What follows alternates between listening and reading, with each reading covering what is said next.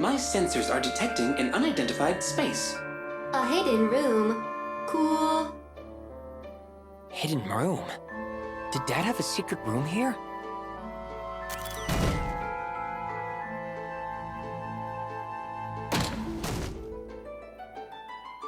I had no idea this was here.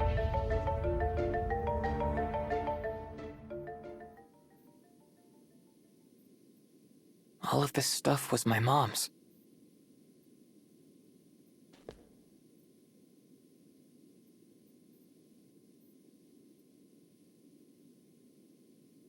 That was hers. And this too.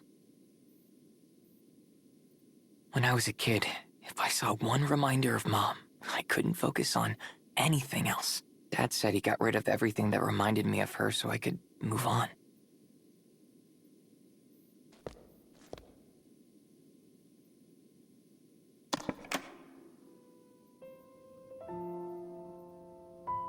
It's a recording device. That's Mom playing piano. Dad must have recorded it. It's a recording of Leo's mother playing the piano. He closes his eyes and listens intently. He knows this song because she taught it to him. Leo's memory. Leo slowly opened his eyes and looked around the room. It was filled with his mother's belongings. They were all in good condition and well maintained. Leo could feel a subtle warmth from the furniture, as if someone had been using it recently. The room was like a time capsule, full of memories of his mother. Leo's eyes stopped when they reached the top of the bookshelf. A childhood memory played across his mind, as vivid as if he were living it again.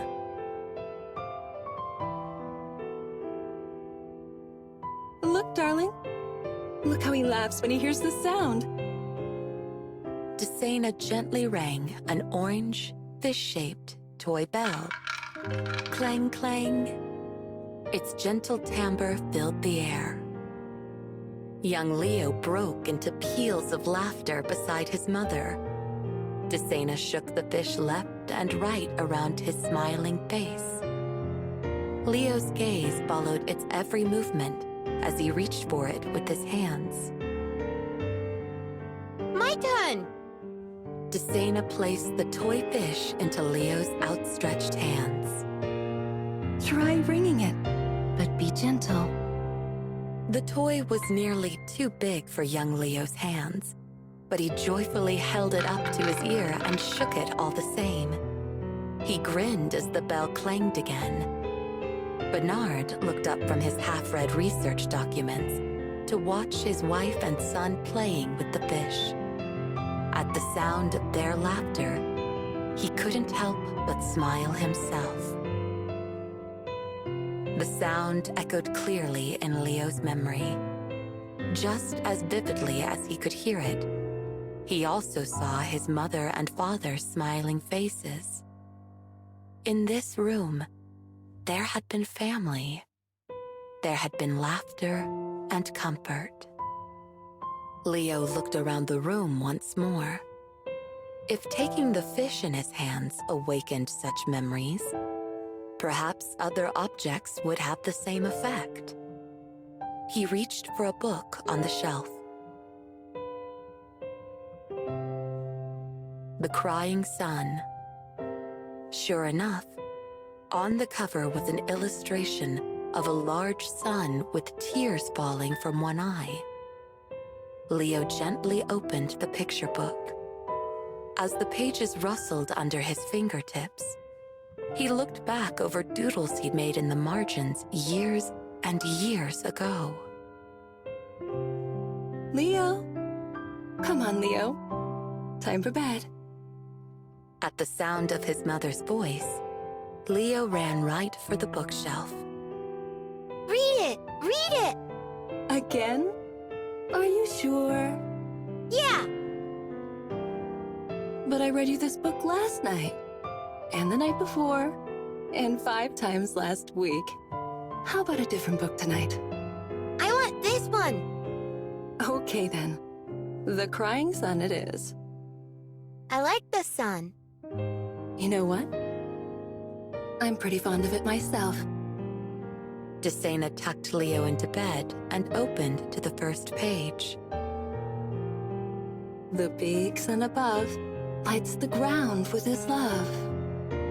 In this story, the sun and the ground are good friends, but they're too far apart to play together. So their other friends, the wind and the sea, try their best to bring them together. Even as a child, Leo knew it by heart.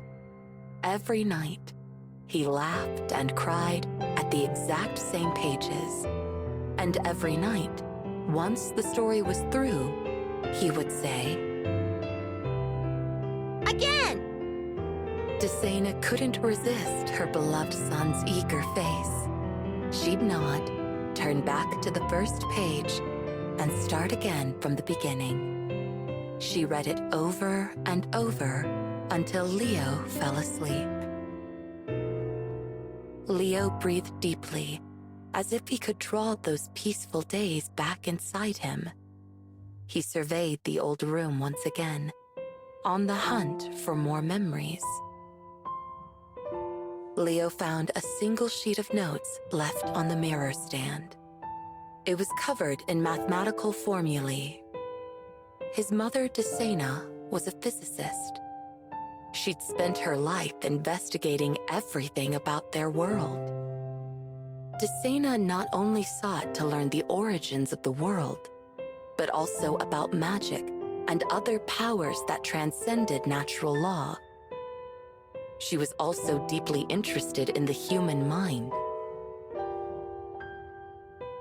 Desena theorized that human emotions produced powerful energy. Magic, she thought, was only one method of utilizing this energy source. Depending on the strength of the emotion felt, the energy also varied in intensity. Desena was convinced that the energy produced by human emotions was the hidden key to uncovering the mysteries of the world. The universe continuously expands, slowly losing energy and increasing in entropy in accordance with the second law of thermodynamics. However, Desena believed that it retained some energy due to a powerful energy source we know as emotion. She proposed that emotional energy operates on similar principles as gravity. When people love someone other than themselves, that forms a strong bond, just like gravity. Desena explained her theory to Leo as if she were reciting a fairy tale. When they loved someone? That's right. That is when their gravity is at its strongest. Gravity? What's that? Desena picked up the nearby toy fish and dropped it onto Leo's palm. The fish lay flat on Leo's hand. See? You love that fish, don't you?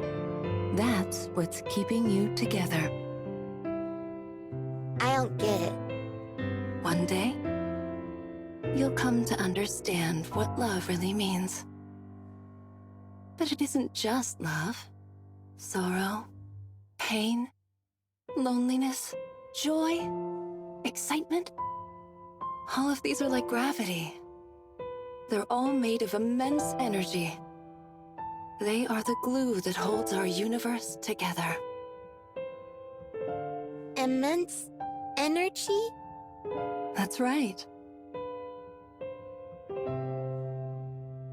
Just giving off that energy may be our role in the universe. Almost. But it's not enough just to love. You must learn to love with all your heart. I already do, Mom. I love you with my whole heart. I know you do, Leo. I love you too. The gravity between you and me is very, very powerful, Leo. That's why I'll never leave you. Yeah. Desena's comforting words rebounded in Leo's memory. You will always be in my gravitational field.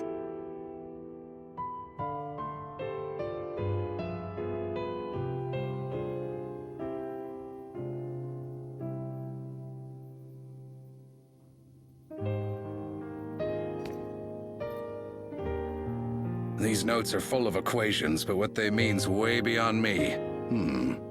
This one looks like it might mean something.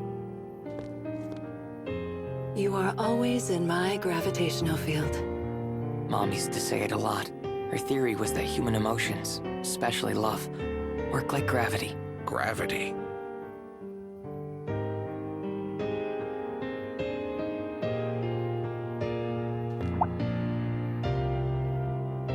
Hey.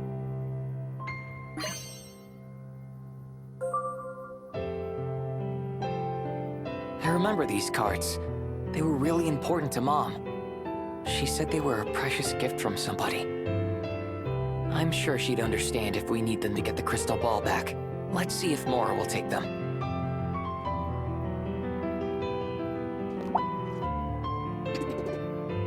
It's Mom's piano.